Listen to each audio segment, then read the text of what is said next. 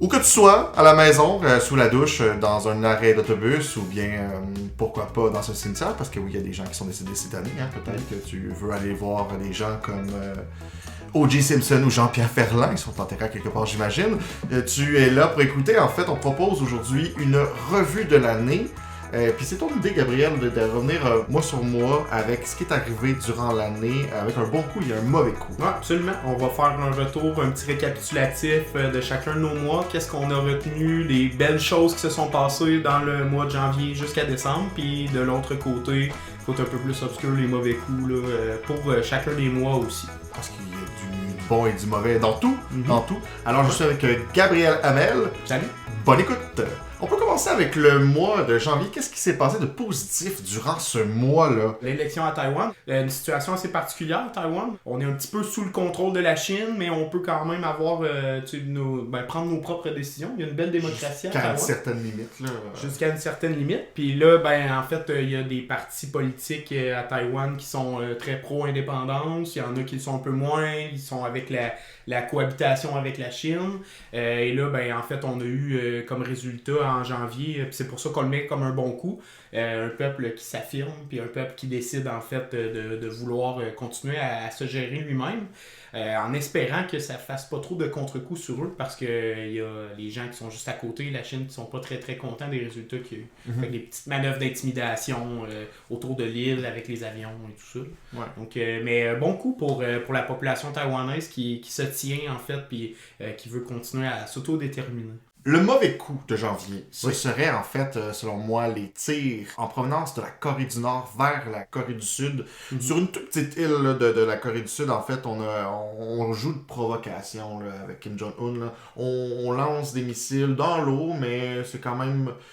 On a une cible très précise sur la Corée du Sud. On veut voir, en fait, on teste des limites. Là. On a une espèce de fil rouge là, qu'il faut pas dépasser, là, mais on peut s'en approcher. Puis d'un coup, que les Sud-Coréens décident de faire en sorte que ce fil-là recule un peu. Jusqu'où on peut se rendre, dépasser la limite. C'est ça. Ouais, sans la dépasser. Moi, je suis un gars positif, Félix. Ah oui, vraiment? Fait que je continue C'est toi qui fais les mois positifs. Ouais, je vais être un éternel pessimiste. Pour tout de suite. Fait que allons-y avec le bon coup de février. C'est un bon coup facile à dire parce que c'est toujours au mois de février que ça se passe. Petit aspect sportif là, au niveau des Chiefs de Kansas City. Ah, j'allais dire, c'est le Super Bowl. Ben oui, qui ont gagné encore une fois le Super Bowl. Donc, qui concrétise le fait que cette équipe-là soit une dynastie.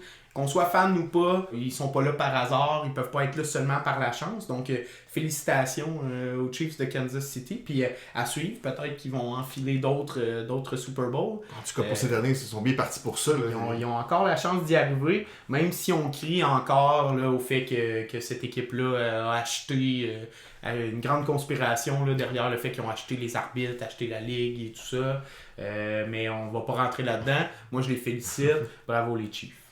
Eux, ils n'ont pas dessoufflé de ballon, jusqu'à preuve du contraire. Le ballon n'est pas dessoufflé, mais ils ont une pop star qui les aide, qui s'appelle Taylor Swift. Oui, parce que t'avais pas besoin de la nommer. Je pense que tout le monde savait de qui on parlait, mais merci. Je voulais pas nommer le nom, on aurait dit que c'est sorti. C'est sorti quand même. Ouais, voilà.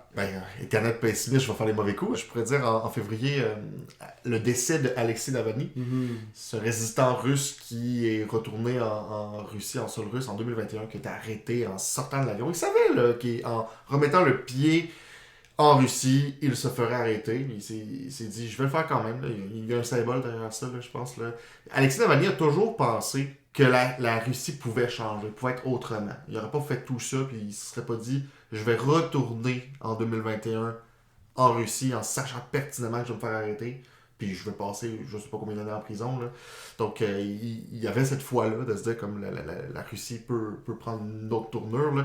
Et va passer le reste de sa vie jusqu'en début 2024 en prison. Donc il va mourir. C'est un peu flou là, comment il décède. Là. En prenant une marche en dehors de sa prison où est-ce qu'il était emprisonné, il y a eu un malaise, c'est ça? Ouais. Donc c'est ce qu'on a comme information. Mais on sait que le corps a été redonné à la mer. Un peu plus tard. On a tardé quand même. Là. On voulait pas le donner tout de suite. Là. On voulait pas trop collaborer du côté des Russes. Peut-être une grève de la poste en Russie. Non, peut-être. Post Canada, Post Russe était là. Vu que ça vient de la Russie, c'est un peu difficile de dire qu'ils ont tout fait pour le sauver. Est-ce qu'il savait qu'il était malade depuis un moment? Est-ce qu'il aurait pu lui donner des soins de santé? Donc peut-être que ça faisait l'enfant qui disparaît. Je pourrais dire qu'il a été éliminé. Mais peut-être qu'il y avait une santé depuis un moment plus difficile. Puis ils se sont dit, bah, s'il peut partir, c'est peut-être une bonne chose. Il y a beaucoup de questionnements derrière son parcours. Puis moi, je salue ce parcours-là quand même parce que c'était pas la première fois. Là. Il était pas à son premier obstacle là, avec la Russie. Les tentatives d'assassinat qu'il a eu. Puis malgré tout ça, décide de retourner en Russie, comme tu l'as mentionné, en sachant très bien ce qu'elle allait lui attendre. Là, donc, fait que on met ça dans le mauvais coup. Là, en fait, du côté russe, en fait. Ouais, du côté russe, ok. Mauvais coup du mois de mars, Félix. Dans une certaine ville de Baltimore, a eu un incident qui était, je dirais que presque hollywoodien. Un gros bateau, en fait, qui décide, mais qui va foncer dans le pont de Baltimore, qui va s'effondrer et créer, là, en tout cas, c'est un énorme échec là, en général pour les États-Unis. Une erreur, là, clairement, erreur humaine. Là. Donc, facilement là, le grand mauvais coup du mois de mars. On salue les gens qui devaient travailler de l'autre côté du pont parce que ça ne va pas se construire en une année. Puis on est encore là, dans les procédures judiciaires à savoir qui va payer pour tout ça, qui va payer pour le nettoyage. Donc, facilement là, le mauvais coup du mois de mars, Félix. Je vais être positif, d'accord? Donc je vais continuer avec le côté positif. J'irai avec peut-être l'un des gros films de l'année, Dune, deuxième partie. Denis Villeneuve à son meilleur. Pour vrai, le Dune 1 était excellent, mais on dirait qu'on arrive à un autre niveau avec le deuxième. Premier film, on a mis l'univers sur écran. Donc on a vu, c'était très contemplatif, on découvrait cet univers-là. Dans le deuxième, l'action est beaucoup plus rapide, surtout dans la dernière partie du film. Donc le premier, on installe les cartes, le jeu d'échecs, on le place. Là, on commence à bouger les pions, pour de vrai. Là. Je pense qu'on peut le mettre film 2024. Du mois de mars. Mois de mars. OK. Steven Spielberg, entre autres, qui avait dit que Denis Villeneuve était en train de changer la science-fiction hollywoodienne. Ce clin d'œil-là de Steven Spielberg, c'est pas rien, là, quand même. C'est pas une petite déclaration. Là, non, c'est ça. Donc, mois d'avril, bon coup. On va le mettre dans les bons coups, mais dans un événement, dans le fond, qu'on va se rappeler quand même toute notre vie. L'éclipse solaire qui a traversé une bonne partie du Québec. Éclipse solaire totale, là, c'est ça, une bonne partie du Québec, en fait, les États-Unis, puis même le Mexique. Donc, gros événement. Au niveau de notre préparation, nous, on est en enseignement. On a vu qu'au niveau des écoles, ça avait été un sujet quand même controversé. Est-ce qu'on laisse l'école ouverte? Est-ce qu'on ferme les écoles? Ça a beaucoup jasé, quand même. Ça a beaucoup jasé, tout ça. Puis, expérience personnelle, moi, je travaille à Victoriaville. J'ai eu le malheur de vivre l'éclipse solaire, pas totale, parce que, l'éclipse a une certaine... va se passer sur une certaine largeur, en fait, du territoire du Québec. Puis, on était sur la ligne. En fait, donc on est à quelques centaines de mètres de où est-ce que je me situais, dans le fond, lorsqu'il y a eu l'éclipse. On n'était pas dans le passage de l'éclipse totale, donc 99,9%, j'ai dû garder mes lunettes à tout moment. À tout moment. Ça a été un moment très malheureux, mais je le mets quand même dans les bons coups, parce que ça a été pour l'ensemble de l'œuvre. Pour l'ensemble de l'œuvre, effectivement, ouais. Mauvais coup du mois d'avril, je dirais que ce serait il y a des migrants qui ont voulu traverser la Manche, qui se trouve en fait entre la France et le Royaume-Uni. C'est des migrants qui voulaient aller jusqu'au Royaume-Uni. On a eu 5 migrants qui sont décédés et on a eu 49 autres personnes qui ont été secourues. Ça met en lumière aussi là, cette fameuse crise migratoire là, qui est vécue depuis des dizaines d'années en Europe. Ce passage-là, c'est pas la première fois qu'il y a des gens qui vont passer là clandestinement. Puis malheureusement, là, ça prend en fait des personnes qui vont périr pour qu'on mette ça en lumière. Mais oui, évidemment, vraiment un mauvais coup là, au niveau de tout ça. Il faut se poser des questions concernant la situation. Bon coup du mois de mai. Bon coup du mois de mai. Ouais. Allons-y de façon culturelle. L'affrontement Canada-États-Unis, l'affrontement entre deux rappeurs tendance là, en ce moment. J'ai nommé Drake et Kendrick Lamar. Donc, en fait, quelques flèches qui ont été lancées entre les deux artistes et c'est devenu rapidement personnel. Donc, ces flèches-là qui ont été lancées à travers des publications dans les réseaux, à travers des paroles dans les différentes chansons. Puis ça a pris une certaine envergure quand même. En fait, les deux, leur portefeuille les remercie beaucoup de qu'est-ce qui s'est passé. Puis on en parle encore aujourd'hui. Là. C'est pas terminé tout ça. Je vais y aller avec un mauvais coup au mois de mai. Ouais, vas-y. T'es-tu prêt pour ça? Ouais, je suis Bon. J'irai avec la prise de contrôle par Israël ce qu'on appelle le corridor de Philadelphie. En fait, c'est une petite zone là, qui sépare l'Égypte et la bande de Gaza. Puis le fait qu'Israël ait pris le contrôle de cette bande-là, qu'on appelle ça un corridor, là, un mur, le mur de Philadelphie, il y a plusieurs noms pour nommer la région, ben ça l'isole, la bande de Gaza. Je le mets dans les mauvais coups parce que c'est la population qui en souffre au final, les Gazaouis. Ouais, puis c'est vraiment un endroit là, comme assez symbolique. Là. Ce couloir-là a servi beaucoup pour les Gazaouis à quitter lorsque Israël disait aux civils là, de partir, en fait, ben on leur disait partez, mais partez où? Ben, ils s'en allaient en fait là, dans ce fameux couloir-là, qui là maintenant qui est sous contrôle israélien. Je vais y aller avec un bon coup au mois de juin, parce que je trouve que je fais juste des mauvais coups. Là. Ouais, t'en fais quand même pas mal. Ouais, c'est ça. J'irai avec l'alunissage d'un appareil chinois sur la face cachée de la Lune. Je le mets dans les bons coups parce que c'est la première fois dans l'histoire humaine qu'un appareil se pose sur cette fameuse face cachée de la Lune. C'est difficile de se rendre là. Les Américains n'y sont jamais allés, les Russes non plus, parce que c'est un gros enjeu de communication. Mine de rien, la Lune, c'est un gros satellite. Hein. On s'entend que ça prend beaucoup de place. C'est un satellite naturel qui empêche certaines communications. Donc, il a fallu avoir la technologie pour se rendre jusqu'à là-bas. C'est les Chinois qui sont arrivés. Les Chinois qui sont de plus en plus capables de rivaliser avec les Américains. On n'aurait pas dit ça il y a 25 ans. Il y a 30 ans, on n'aurait jamais dit que les Chinois étaient capables de faire ça. Et pourtant, maintenant, ce qu'on appelait avant la course vers l'espace, les Chinois sont tout à fait dans cette course-là. Puis, prochaine étape, après ça, de la face cachée de la Lune, on s'en va où? On a les yeux de plus en plus vers Mars. J'ai hâte de voir. J'ai hâte de voir si on peut s'y rendre un jour. Si on peut s'y rendre, est-ce qu'on va le voir? Peut-être qu'on va le... Je pense pas être là dans 200 ans si ça se fait dans 200 ans. Mais on a vu quelque chose, nous, puis ça va être le mauvais coup de juin, en fait, puis que je vais annoncer. C'est le départ d'Émilise Lessard-Terrien au Parti Québec solidaire, donc à Québec. Qui a surpris beaucoup de gens. Là. Ben vraiment, parce que bon, c'était un petit renouveau qu'on avait eu. Donc Manon Massé qui avait annoncé quitter le poste de co-porte-parole, qui va prendre la place. Bon, Émilise arrive, puis avec beaucoup de confiance, représentant la région, l'Abitibi. C'était sa force, en fait. Ben parce oui, qu'on considère beaucoup que QS, dans les médias, est un parti montréalais. Absolument. Avoir une co-porte-parole de région, ben là, ça change un peu les cartes. Tout paraissait bien, tout paraissait assez positif. Et ben là, quelques mois plus tard, finalement, conflit, difficulté d'adaptation, c'est un petit peu flou. On ne sait pas nécessairement tout ce qui s'est passé là. Mais départ d'Émilise assez rapide. Ben, retour à la case départ, en fait. Là, qu'est-ce qu'on va faire avec ça? Québec solidaire, en fait, qui cherche à continuer à gratter des votes un petit peu. Mauvais coup pour le mois de juin, Québec solidaire avec son départ. Mois de juillet? Mois de juillet. Mois de juillet. Bon coup du mois de juillet. C'est un petit peu... on me voit venir de loin là ici, mais... Qu'est-ce qui s'est passé au mois de juillet? Ben, beaucoup de choses. 4 ans. Beaucoup de choses, mais les Jeux olympiques à Paris, mais on peut pas passer à côté de la performance, des performances de Summer McIntosh. Parlons aussi de la cérémonie d'ouverture qui a fait parler beaucoup, et aussi la performance d'un groupe que je chéris beaucoup, Gojira. Avec une petite référence avec la Révolution française. Donc, des Jeux olympiques, somme toute, quand même bien réussis. Snoop Dogg est quasiment devenu la mascotte de ces jeux-là. Hein? Ouais, un athlète haltérophile en devenir. Oui.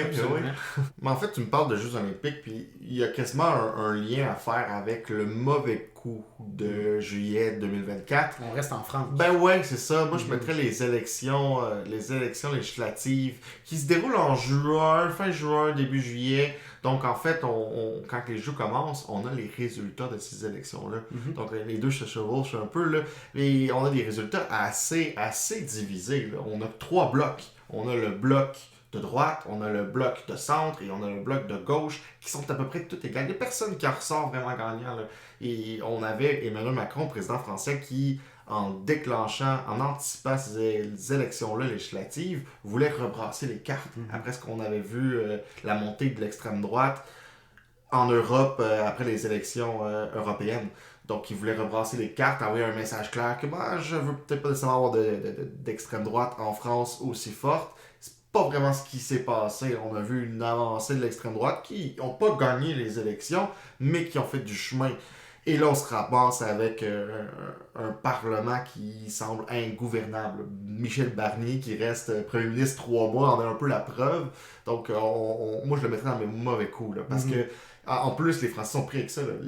Au niveau de la loi, Macron ne peut pas déclencher de nouvelles élections avant 1 an. Ça va pas bien en France, mais on se console avec les Jeux Olympiques. Allons-y avec le mois d'août. Carles Puigdemont, Ouais. qui, après 7 années d'exil, je vais revenir en Espagne, surtout en Catalogne, je vais revenir sur ce territoire-là. Et puis, finalement, tenu de parole, alors qu'il y a quand même un mandat d'arrêt contre lui, est allé faire un court discours à Barcelone. Et puis, est disparu dans la nature. Apparition Hitler. Oui, c'est ça. Donc, il fait une petite apparition juste pour dire « je suis encore là ». Il veut que le mouvement nationaliste catalan reste vivant. Donc, c'est un peu... il y en a un peu le symbole. Donc, une bonne méthode pour faire remonter là, ce sentiment-là d'indépendantisme là, en Catalogne, effectivement. Puis ça fonctionne. Ça fonctionne. À suivre pour eux. On se rappelle qu'il y a eu un référendum dans la région. Le oui a eu un très haut taux, mais on a annulé le référendum. Et on a mis un mandat d'arrêt là, sur notre monsieur Puigdemont. Ouais. Mauvais coup, mois d'août. On est en Russie. En Russie, qui depuis 2022, il y a une guerre avec l'Ukraine, donc la Russie qui a attaqué ce pays, l'Ukraine. Et puis, on a en août une percée ukrainienne qui rentre en territoire russe pour de bon. On avait eu quelques tentatives qui avaient été faites au fil du temps, mais surtout avec des drones, des petites poches de personnes qui voulaient se rendre sur le territoire. Mais là, on a des centaines de soldats ukrainiens qui rentrent dans le territoire. Je le mets dans les mauvais coups pour les Russes, qui sont supposés être une des plus fortes armées du monde. C'est pas juste de rentrer sur le territoire. Ils sont encore là au moment où on se parle. Donc, on a cette percée-là qui continue. Puis bon, les Ukrainiens ont bien joué leur carte. Ils ont choisi cette région-là de Koursk parce que c'était la région la moins bien surveillée. Donc, on est allé voir la faille russe, on l'a utilisée, puis ça marche. Donc, je le mets vraiment du mauvais coup du côté des Russes parce que c'est un peu un échec. C'est un gros coup de la guerre depuis 2022, cette attaque-là, mais c'est surtout la preuve que l'armée russe, alors qu'ils devaient prendre l'Ukraine en 2 semaines, on est encore là aujourd'hui, puis là, les Ukrainiens réussissent à rentrer sur leur territoire. Du côté de l'Ukraine, on a fait nos devoirs, là, on a été capable d'être assez stratégique là, pour transpercer là, les frontières russes, en fait. Mais on peut regarder ça de l'autre côté, les Russes, en territoire ukrainien, prennent quand même du territoire. Aussi. Donc on peut regarder les deux côtés de la médaille, rien n'est parfait. On est rendu au mois de septembre. Un bon coup assez particulier quand même. En fait, on a Notre-Dame de Paris qui a brûlé il y a quelques années. Puis ça l'a permis à des chercheurs, des scientifiques d'aller un peu voir comment la cathédrale avait été créée. Et ces recherches-là ont mené jusqu'à la découverte d'un corps. D'un corps d'une personne qu'on ne pouvait pas identifier. On ne savait pas c'était qui, cette personne-là. Et ses restes avaient été... déposé là, avait été laissé dans la cathédrale, et puis on a voulu essayer de comprendre, mais c'est pas n'importe qui là, qui se fait enterrer dans une cathédrale comme celle de Notre-Dame de Paris. Donc tu dois être quelqu'un, on a essayé de chercher, on a fait appel à des archivistes, des historiens, on a voulu faire un portrait, donc on est arrivé avec quelqu'un qui, on s'entend qu'on est toujours conditionnel, là, ce serait cette personne-là, peut-être que je vais dire d'autres choses dans 2 mois, là, mais pour l'instant, cette personne-là serait un poète du 16e siècle qui s'appelle Joachim du Bellay. J'ai jamais entendu parler de lui. Moi non plus. Mais il était assez gros à l'époque pour pouvoir avoir cette place-là. Au niveau du mauvais coup de septembre, un certain Pierre Fitzgibbon, donc un ministre, là, probablement en fait, la mascotte du gouvernement du Québec. Et surtout un ami intime de François Legault. Ouais. Ils jouaient au hockey, les deux gars ensemble, là, quand ils étaient plus jeunes. Quand ils étaient plus jeunes. Rien de plus québécois important que ça. Oui, et pourtant québécois. C'est n'importe quelle... en fait, la qualité d'une amitié se juge par ça. Ça fait combien de temps qu'on joue au hockey ensemble? Démission de Pierre Fitzgibbon pour des raisons pas obscures du tout, hein, des raisons... il a trouvé l'amour. Ce serait une de ses raisons. Trouver l'amour, qui marquerait peut-être le déclin du parti, en fait, de la CAQ présentement, qui a été favori pendant plusieurs années au Québec. Ils ont remporté les dernières élections comme un pet. Les sondages, tranquillement pas vite, qui montrent le déclin de leur popularité. Peut-être que finalement la CAQ n'est pas si invincible que ça. Puis on va le voir aussi peut-être dans d'autres mauvais coups, la continuité en fait du déclin de ce gouvernement-là là, présentement, avec la démission de Pierre Fitzgibbon, donc mauvais coup du mois de septembre. Pierre Fitzgibbon qui avait plusieurs dossiers assez chauds à régler. Ça va pas bien dans le vote, ça va pas bien dans plusieurs dossiers qu'il avait. C'était un super ministre, mais qui avait 10 000 dossiers à gérer. Il y a peut-être un peu une espèce de surcharge de travail qui l'a mené à prendre sa décision. Avec son grand franc-parler, oui. toujours très franc, toujours très sincère, droit au but. Mais il faut dire aussi que Pierre Fitzgibbon a toujours été honnête. Je ne pense pas terminer mon mandat. Ça a été un point qu'il a souvent maintenu. Il a tenu parole et il n'a pas terminé son mandat. On est en octobre. J'irai avec le bon coup. Le bon coup du mois d'octobre, moi je pense que ce serait la rencontre des BRICS en Russie. Grosso modo, les BRICS, c'est le Brésil, la Russie, l'Inde, la Chine et le petit S, c'est quoi? C'est Sound of Africa. On l'a mis en anglais. Donc voilà. Ces pays-là se rassemblent en fait pour essayer de voir.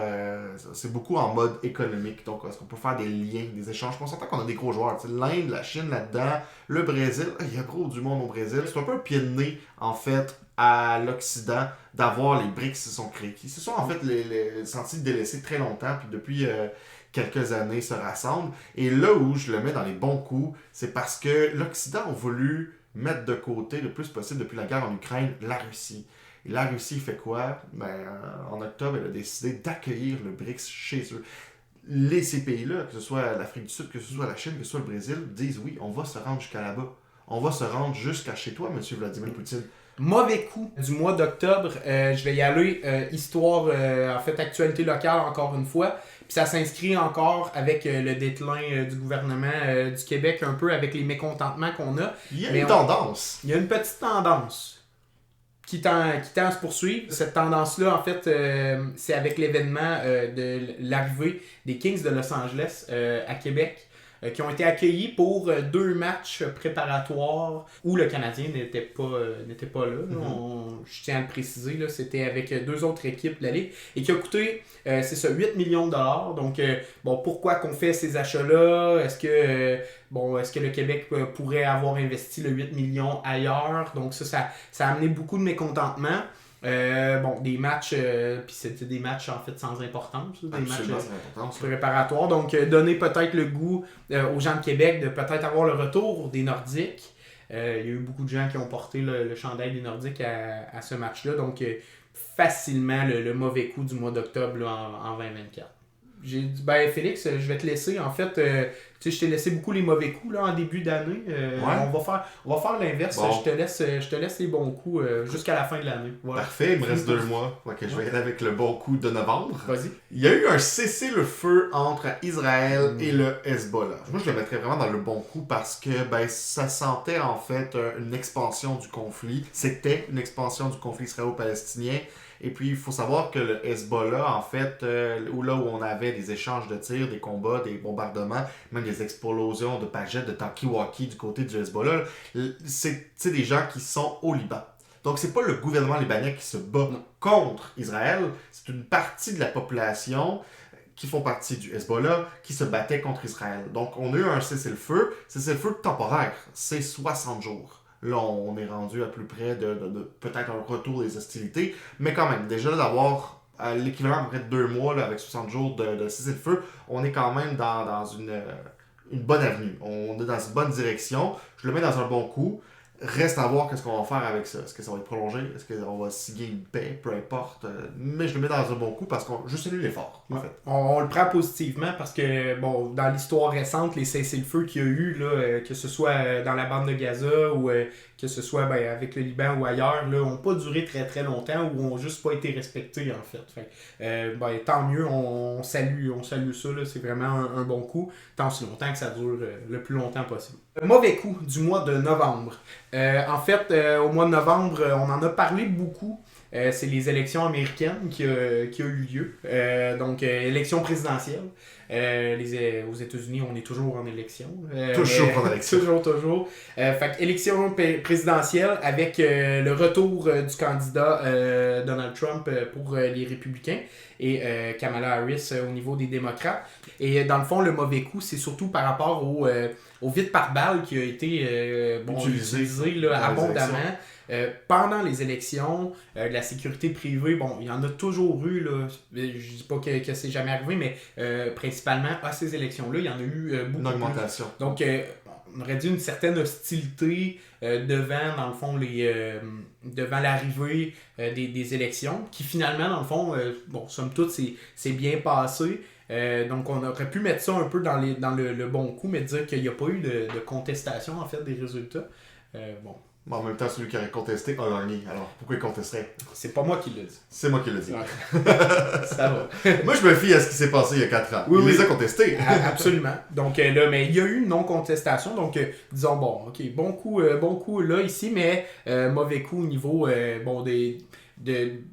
disons, de la menace des hostilités là, avec l'arrivée des élections. C'est un climat de tension, en fait. On a les républicains et les démocrates qui ne sont plus capables de cohabiter ensemble. Ça représente des familles. Ça a des voisins qui ne se parlent plus. Là. Tu fais juste voir des affiches d'un camp ou de l'autre sur des pelouses. Il y a des gens qui allaient les enlever, là, qui allaient les brûler ou qui allaient jeter des œufs sur des maisons parce que la personne est républicaine ou démocrate. Là. On est vraiment dans ce climat-là. Donc, on peut comprendre les gens qui avaient peur à des débordements, de la violence tout à fait gratuite. Comme je t'ai dit, je suis un homme de parole, Félix. Tu me laisses terminer avec le bon coup de décembre. Vas-y. Je sais pas, il y a peut-être quelqu'un là-dedans qui se dirait non, c'est pas un bon coup, ma vie vient tout à fait de prendre un nouveau tournant, mais c'est Bachar al-Assad qui a dû fuir en Russie après avoir perdu après plusieurs années à la tête de la Syrie, a perdu le contrôle de ce pays-là. On a les rebelles qui sont rentrés un peu partout. Ça s'est fait comme un château de cartes, en fait, cette opération-là. Là. Donc, moi, je le mets dans un bon coup, mais tout peut arriver par la suite. Donc, bon coup parce que c'est un tyran. On lui doit essentiellement la guerre civile depuis 2011. Il en est le grand responsable. Il a enfermé des milliers de personnes. On a libéré ces prisons-là, entre autres de gens qui, pour la plupart, ont été enfermés parce qu'ils manifestaient dans les rues. Là. Donc, on est dans ce genre de dynamique-là. Là. Donc, qu'il soit parti, tant mieux. Mais là, maintenant, qu'est-ce qu'on fait avec un nouveau gouvernement? Tout est possible. Donc, on va laisser la chance au coureur, mais ça peut difficilement être pire que le régime qu'on a eu pendant près de 50 ans avec Assad et son père. Donc, ça peut difficilement être pire. Mais c'est quand même des gens avec des armes avec la violence qui ont pris le pouvoir. Mais effectivement, c'est la fin d'une dictature qui a régné pendant des dizaines et des dizaines d'années. Puis je tiens à mentionner plusieurs présidents, premiers ministres de pays occidentaux puis pays démocrates qui ont salué en fait la chute du régime.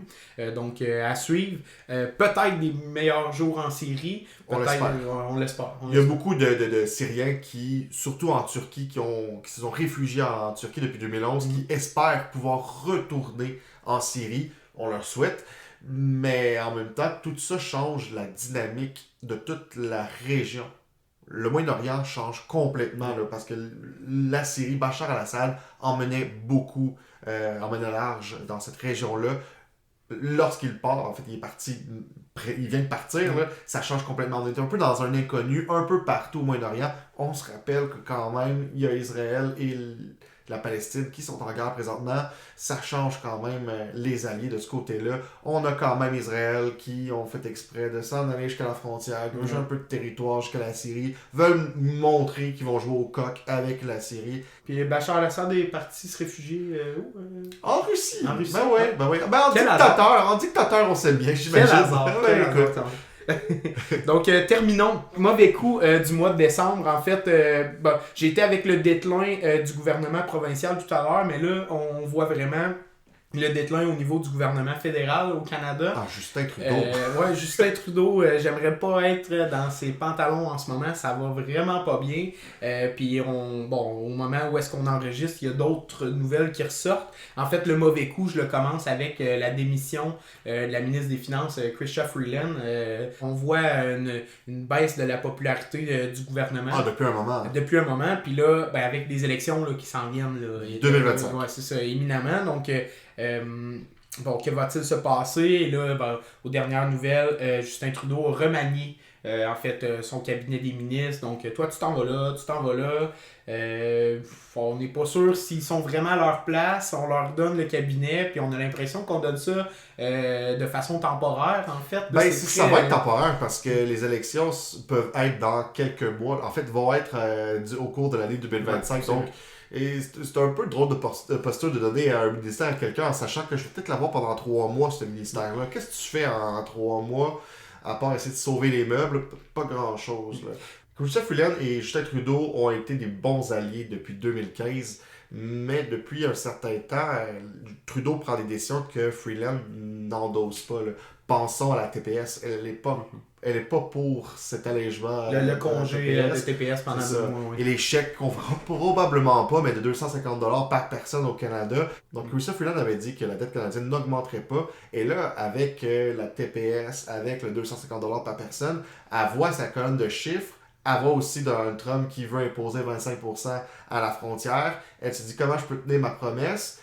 Peut-être qu'en quittant le navire du cabinet, peut-être que c'est la solution. Elle reste quand même députée, elle est quand même députée libérale, elle reste quand même le pied dans le navire, mais elle est un peu moins aux commandes, elle se dissocie un peu de ça. De toute manière, ça faisait un moment qu'elle était quand même en train d'avoir des petits différends avec Trudeau. Justin Trudeau a l'air de plus en plus isolé, en fait. C'est ce qu'on peut en retenir, là. Ses alliés, ils doivent se compter sur une main. Puis c'est un truc clé aussi que tu as mentionné brièvement, mais au mois de janvier, Donald Trump va officiellement rentrer en fonction aux États-Unis. Et là, il va y avoir un certain combat là, au niveau de la relation entre le Canada et les États-Unis. Et là, présentement, Donald Trump a été élu par les Américains, fait qu'il a sa popularité, et là, présentement, il est fort, disons-le comme ça, au niveau de sa réputation. Et de l'autre côté, au niveau du Canada, là, on a un gouvernement instable, on a un gouvernement qui semble plus faible, puis pas prêt à négocier face à quelqu'un qui est capable d'en donner des arguments, en fait. Donc, ça va être à suivre, ça, pour 2025, absolument.